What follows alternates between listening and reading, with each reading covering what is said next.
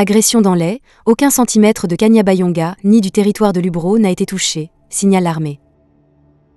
Au cœur des vives tensions de guerre entre l'armée congolaise et les rebelles du M23, la cité de Kanyabayonga résiste vaillamment à l'occupation étrangère. C'est dans le territoire de Lubero, en proximité avec le territoire troublé de Rutshuru, où le mouvement du 23 mars et l'armée rwandaise progressent sur une bonne partie de la région. Ce vendredi 31 mai, les combats ont été intenses à quelques kilomètres de la cité de Kanyabayonga, verrou sécuritaire des FARDC, ouvrant un droit chemin sur la cité de Lubero et prenant la direction de la ville commerciale de Butembo. Alors que les doutes ont plané toute la journée, les FARDC rassurent qu'aucun centimètre de Lubero n'a été touché.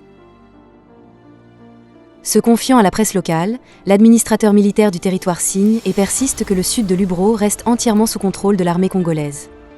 Prise de panique, la population a vidé des endroits proches des combats. L'autorité militaire, le colonel Kiwewa Mitla, appelle plutôt celle-ci au calme et à ne pas céder à la panique causée par l'ennemi. Je suis déjà ici à Kirimba pour encourager toute la population du sud du territoire de Lubero. Je demande à cette population de ne pas paniquer parce que jusque-là, l'ennemi n'a touché aucun centimètre de notre territoire. Les affrontements se font au-delà de notre limite avec le territoire de Rutshuru. La population n'a qu'à avoir confiance aux FARDC, a-t-il souligné. En même temps, la société civile locale confirme la présence des militaires FARDC dans leur position. D'après un membre de cette structure citoyenne, la situation est sous contrôle des forces armées congolaises malgré les déplacements massifs des civils.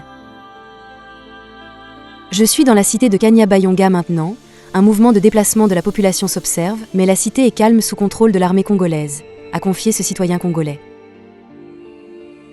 Sur place, l'armée n'a pas cédé ses positions, comme informent faussement plusieurs internautes sur les réseaux sociaux. Des militaires qui ont fait un repli stratégique retournent dans leur position en ce moment, a précisé la société civile locale. Ce samedi, les combats sont intensifiés entre les FARDC et les M23, entraînant de nombreux déplacements de population dans les zones touchées. Nos sources signalent que la progression de l'ennemi autour de Kanyabayonga a été repoussée par l'armée. Cependant, les rebelles multiplient des attaques tentant de défaire l'ascendant de l'armée sur leur position.